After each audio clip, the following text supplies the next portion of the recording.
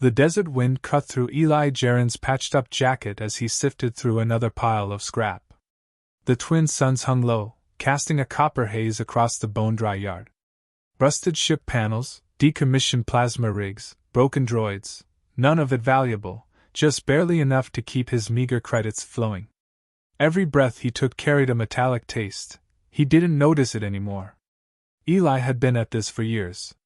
Since the age of 13, when the last transport off Iora 7 left without him after the mining riot. Since then, he'd fixed everything from hydrospanners to stolen atmospheric regulators. His fingers were calloused, his back permanently bent, his eyes older than 23 should allow. He didn't talk much, didn't drink, didn't dream. He worked. That was enough. The lot's owner, Rikir, a bulbous merchant with more mouths than patience, hadn't shown up in weeks, which suited Eli fine. Rikir always talked about how lucky Eli was to have shelter. Eli let him believe that. He paid rent by fixing broken junk, bartering his labor for quiet nights in the half-collapsed hangar behind the scrap heaps. It was late when he found the container. Wedged beneath twisted hull plating and a tangle of wires, it was half-buried, its casing charred and scorched. Old tech. No markings. Eli almost walked past it. But something, a glint, or maybe instinct, made him stop. He cleared the debris, ran a scanner, and frowned. Power levels were low, but not dead. The casing was sealed with an archaic code lock. He knelt beside it, pulling tools from his belt. No manuals, no instructions, just instinct and grit. The kind of problem no polished academy graduate could solve. It took an hour to bypass the locks without frying the circuits. When the seal hissed open, hot air blasted out. Inside, coiled like a shadow-made flesh, was a beast. Even in sleep, the thing radiated power. Scales like fractured obsidian covered its body, sharp ridges arcing across its spine. Long claws, thick tail, jagged wings folded tight. Its face was monstrous, jaws lined with uneven fangs, eyes shut but furrowed as if in pain. A broken collar blinked weakly at its neck. Restraint tech, military grade. Eli didn't speak. He should have closed the lid and called someone. This thing could be a war criminal, a bioweapon, or worse. Instead, he touched the collar gently and connected a wire to the terminal. The readout was half-corrupted but clear enough. Critical metabolic stasis. Starvation levels. It was alive. Barely. He didn't ask why it mattered. He didn't tell himself it was the right thing. He just started working. Over the next 2 days, Eli rigged up an improvised stabilization system from old coolant cells and a medical stasis ring. It wasn't elegant, but it stopped the metabolic collapse. He repaired the oxygen vent, sealed the cracks in the pod, and rationed what food paste he had. He didn't know if the thing could eat it, or if it wanted to. But he tried. The third night it woke. Eli heard it before he saw it, the hiss of hydraulics, the groan of stressed metal. He entered the hangar and froze. The creature had broken free from the collar. It stood unsteadily, swaying, wings twitching. Its eyes locked on Eli's, and he felt something ancient in that gaze. Hatred, confusion, pain. "You!" it growled, voice like gravel dragged through oil. "Human! What is this place?" Eli didn't flinch. "Scrapyard. You're a 7. You crash-landed in a containment pod. I patched you up." The creature laughed, but it sounded like a snarl. "You should have sold me to the highest bidder. Or killed me. Are your species truly so stupid?" "I'm not a merchant," Eli said simply. "And I don't kill things just because they look dangerous." The alien's eyes narrowed. "You should. You really should." It collapsed then, body too weak to maintain the posture. Eli stepped forward instinctively, but it snapped its jaw in warning. He stopped. They stayed like that, silence thick between them. Finally, the creature muttered, "Stupid monkey," and closed its eyes again. Eli said nothing. Just picked up his tools, walked to the other side of the hangar, and began fixing a broken power coil. In the days that followed, he brought the creature water, sustenance paste, thermal blankets. It snarled at him, mocked his tools, ridiculed his species. He said nothing back. Just kept working. Eventually, the insults became questions. Then observations. Then silence. Eli didn't know what it was, not yet. But he understood suffering. And whatever this thing had once been, it wasn't that now. Maybe it would kill him later. Maybe not. But for now, it was alive. That was enough. When the creature finally gained enough strength to move, it used its first full breath to insult Eli again. "You patch me together with garbage and call it mercy?" It rasped, eyes flicking over the wires and ductwork snaking across the hangar. "Monkeys and metal. A pathetic match." Eli didn't look up from the circuit board he was soldering. "It's stable. You're alive. I was meant to die." It snapped, voice jagged. "Dragged from a battlefield, trapped in that coffin, humiliated by fools who thought they could own me." Eli replied calmly. "Not dead. Not owned." The creature paced slowly, testing the weight of its limbs. Each step left shallow dents in the ground. Its wings remained partially unfurled, still too weak to fold properly. Its breathing remained labored, but its gaze sharpened. There was intelligence there, old, bitter, coiled tight behind every word. "I am Vorik," it said suddenly. "Last of the Zarkithian WIRMS. Scourge of 9 systems. Slayer of the Guilt Armada. My breath once cracked moons. Now I am patched up by a junkyard child." "You're not dead," Eli repeated. "You should have let me rot." Eli stood, wiping his hands on his shirt. "I don't let things break if I can help it." Vorik snarled low, but it lacked venom. "Your kind builds cities out of trash and calls it resilience. You mistake decay for glory." "I just fix things," Eli said. That evening Vorik watched him work. Hours passed. He asked no questions, made no remarks, only stared. When Eli paused to drink, Vorik finally spoke again. "Your tools are inefficient. Your welds lack flow. Your circuitry is acceptable." Eli smirked faintly. "You know better? I designed void engines when your kind still used fire to cook meat." "Then show me." A pause. Then, grudgingly, Vorik hobbled over and lowered his massive body beside the workbench. His claws were too large for the fine instruments, but his words were precise. He described ion modulation in layers of harmonic logic Eli had never imagined. He corrected 3 wiring patterns in under 2 minutes, explaining why each adjustment would improve output. Eli didn't interrupt. He listened, absorbed every detail, and applied what he learned instantly. For the first time, Vorik didn't scoff. He studied Eli closely, then nodded once. "You learn. That is rare." The next day, Eli brought him a new blend of nutrient paste. Vorik grimaced after one bite. "This tastes like burnt fungus soaked in coolant. It's the best I could get. I've eaten corpses with more flavor." Eli shrugged. "I can fry it next time. I'm not a pet." "Didn't say you were." Silence followed, heavy but not hostile. Vorik's gaze wandered around the hangar. He noticed the patched solar collector arrays, the hand-built cooling system, the repurposed mining drones. "You built all this yourself?" "With scrap. No one helped you." "Never had anyone to help." Vorik's voice lowered. "That makes you a fool. Or something worse." "I don't wait for someone else to save me." A day later, a group of scavengers passed through, laughing at the human and the overgrown lizard. Vorik rose suddenly, eyes burning.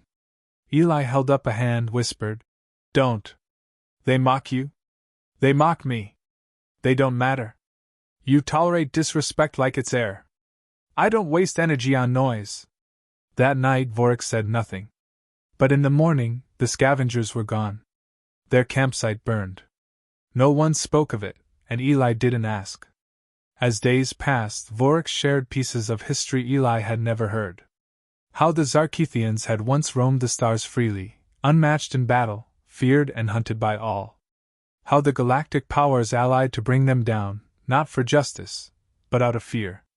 Betrayed by those they protected. No one mourned us, Vorik said. They called it peace. Eli responded only with silence. He had no answers, only quiet understanding. One evening, as they worked side by side, Vorik said, "You're strange for a human. You listen. You don't ask for power. You don't flinch." Eli adjusted a cooling valve. "Not everyone fits the mold. You're still weak," Vorik added. "Probably. But harder to break than I thought." Eli looked up, meeting Vorik's eyes. "You're not what I expected either." Vorik bared his fangs in something that wasn't quite a smile. "Then we're both disappointments." From then on, the insults faded. Not entirely, but they softened. When Vorik spoke, it carried less venom, more challenge. Eli responded with patience, never pride. There was no bargain, no deal. Just two broken things learning how not to fall apart. And day by day, Vorik began to heal. Vorik's body adjusted slowly, but his mind recovered faster. Within a week, Eli had reinforced the skeletal frame of a mining exosuit and rebuilt it into a partial mobility rig, sized for something Vorik's shape. Vorik scoffed at it but stepped in anyway, letting Eli fasten the clamps and reroute energy through the old Zarkithian matrix lines etched into his scales.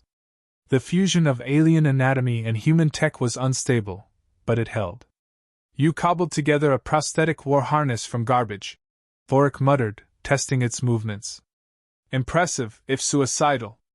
"It works," Eli replied. "We can refine it." With movement came purpose. Vorik no longer stayed confined to the corner of the hangar. He began assisting, though he never called it that. He would move heavy parts, stabilize broken systems, or burn rust-off metal with a focused breath of heat. Customers stopped approaching the shop once they saw the towering creature, which Eli didn't mind.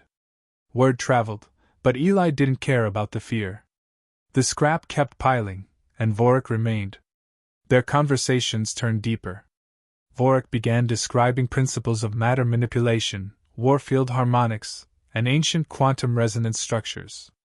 He sketched with his claws in the dust, drawing schematics Eli translated into prototypes.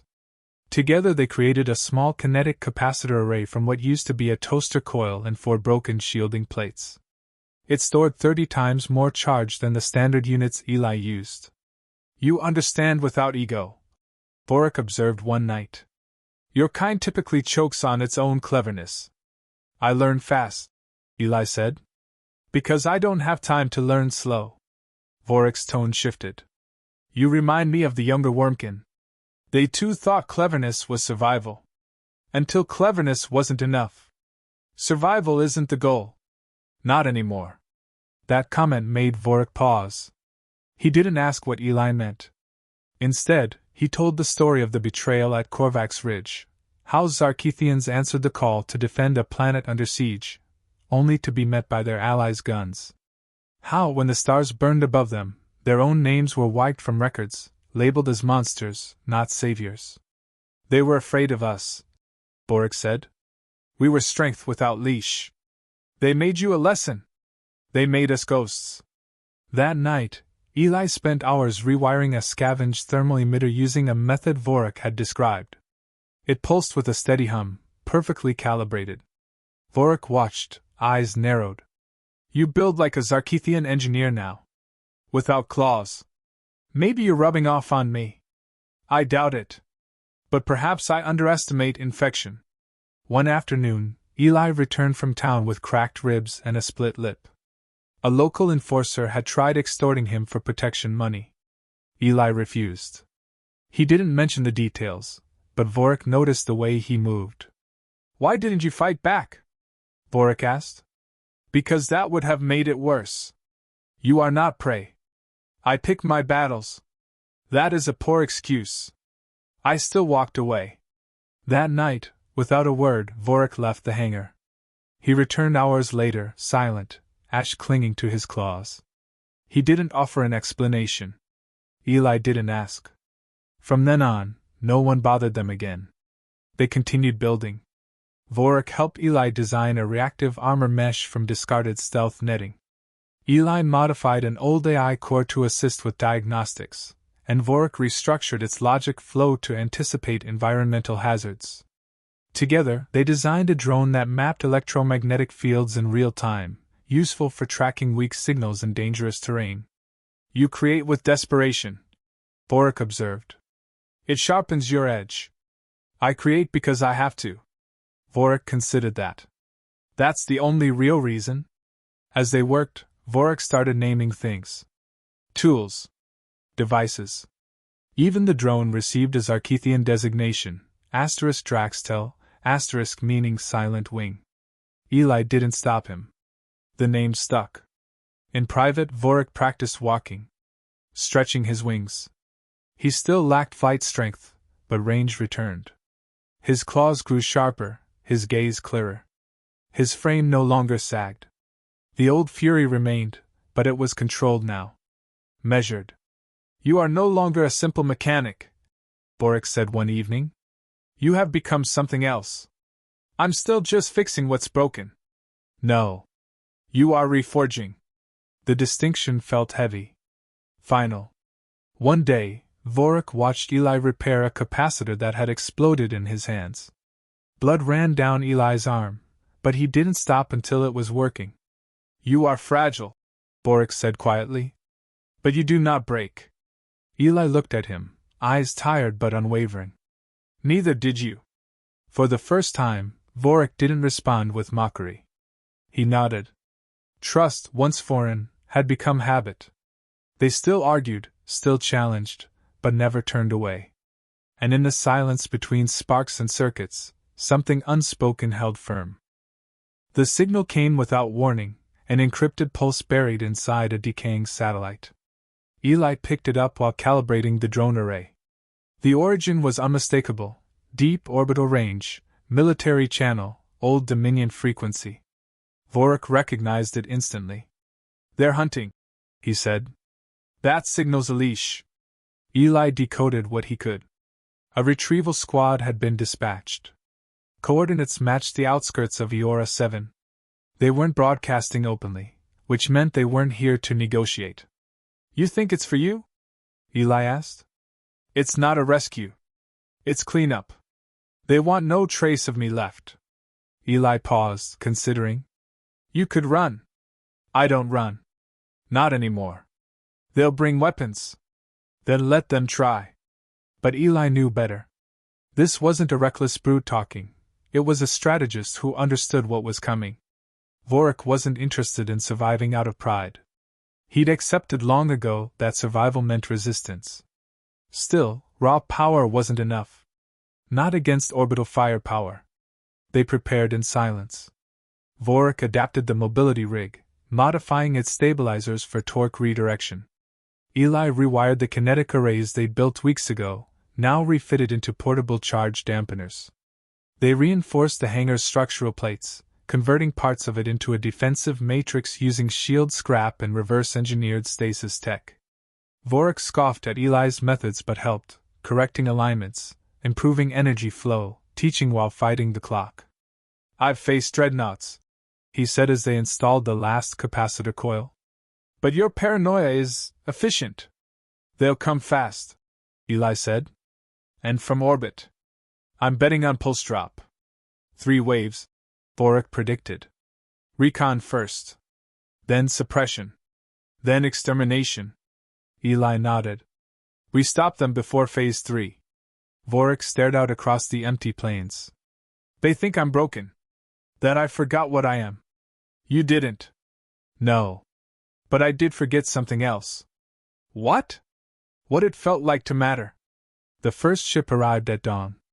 A sleek interceptor, cloaked in silence, landing low without exhaust flare. Eli and Vorik watched through a filtered lens. 6 troopers deployed. Black armor. No insignia. Faces covered. They moved like they weren't expecting resistance. They were wrong. The drone, Draxtel, swooped low, jamming comms. The troopers turned their weapons upward, disoriented. In that instant, Vorik descended claws first. One sweep of his tail sent 2 flying. Eli triggered a localized EMP, shorting their guidance systems. The skirmish ended in seconds. No casualties, just incapacitation. They'll escalate now, Eli muttered. They always do. 2 hours later, the sky cracked open.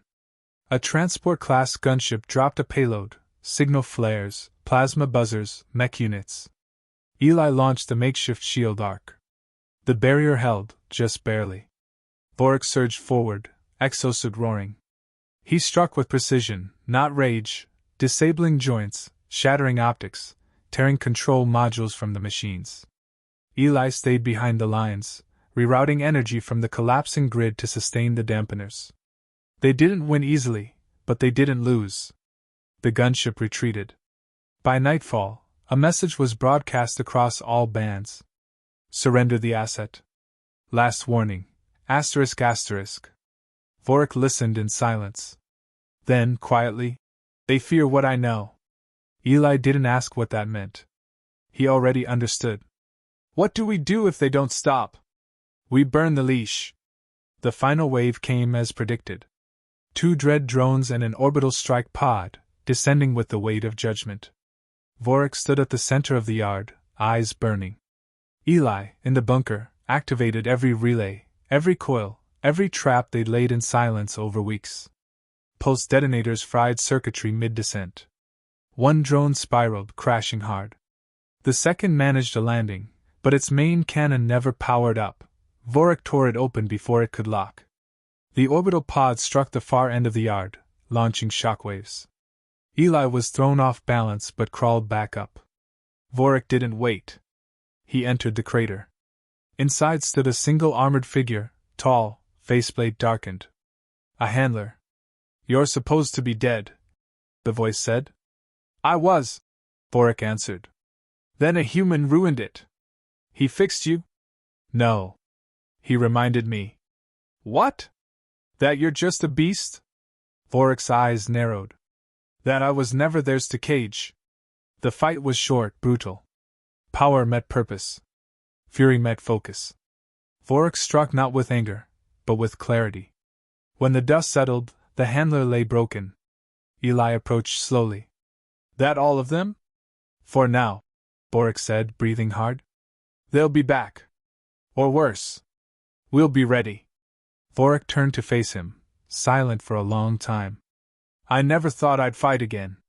You didn't fight alone. And that changed everything. The hangar was quiet now, but not dead. The aftermath left marks, scorched lines along the walls, gouges in the floor, singed tools, and a few broken drone parts Eli hadn't cleaned yet. Vorik stood in the center, not wounded, but changed. His movements were smoother, the power in his limbs returned, but it was the stillness in his eyes that marked the difference. Eli finished rerouting power from the overdriven capacitors. The grid was stable again. Vorik watched him without speaking for a while, then said, You built a fortress out of rust and resolve. It held, Eli replied. Barely. You made it hold. Vorik moved past the scattered wreckage and examined the remains of the orbital pod. He crushed a fragment of black armor in his claw. They won't send scouts next time. They'll send Erasure. We can't stay here. Vorik agreed. Too many eyes. Too many ears. Eli looked up. Then we move. Take what we need. Leave what we don't. The decision felt heavy, but neither hesitated. Vorik helped strip the hangar down to essentials.